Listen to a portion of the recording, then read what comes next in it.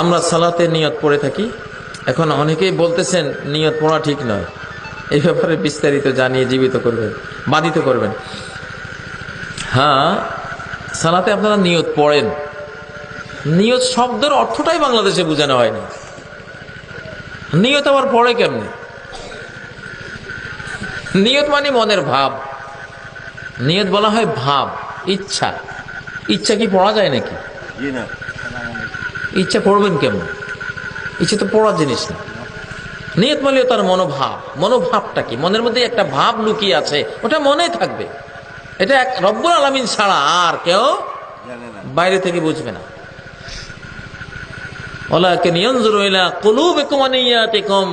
আল্লাহ দেখেন তোমাদের অন্তরের মধ্যে কি নিয়ত আছে, এটা উনি দেখেন।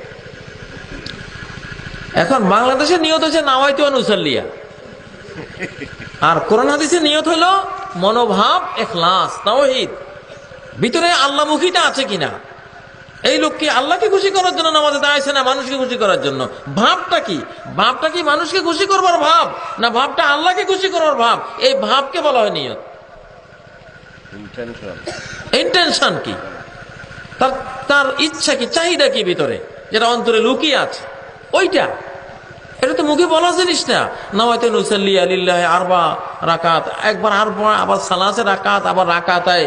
এই গোলমালে পড়ে কত লাখ, কত কোটি মুসল্লি যে তাকবীর তাহরিমা হারায়, সূরা ফাতিহা সহ হারায়। এক রাকাত কাজা পর্যন্ত হয়ে যায়, তারপরও ওই নিয়তে ঠিক হয় না। বেদাত আসলেই সুন্নত বিদায় নেয়। সুন্নাহ হলো তাকবীর তাহরিমা পাওয়া ইমামের সাথে। আর তাকবীরাতুল উলা খায়রুম মিনাদ দুনিয়া মা ফিহা। প্রথম তাকবীর পাওয়া, দুনিয়ার সমস্ত সম্পত্তির মালিক হওয়ার চেয়েও বড় কিছু পাওয়া। সেই পাওয়া থেকে বঞ্চিত করতেছে এই ভুয়া একটা নিয়তের গদ, যেটা বেদাত, কুসংস্কার।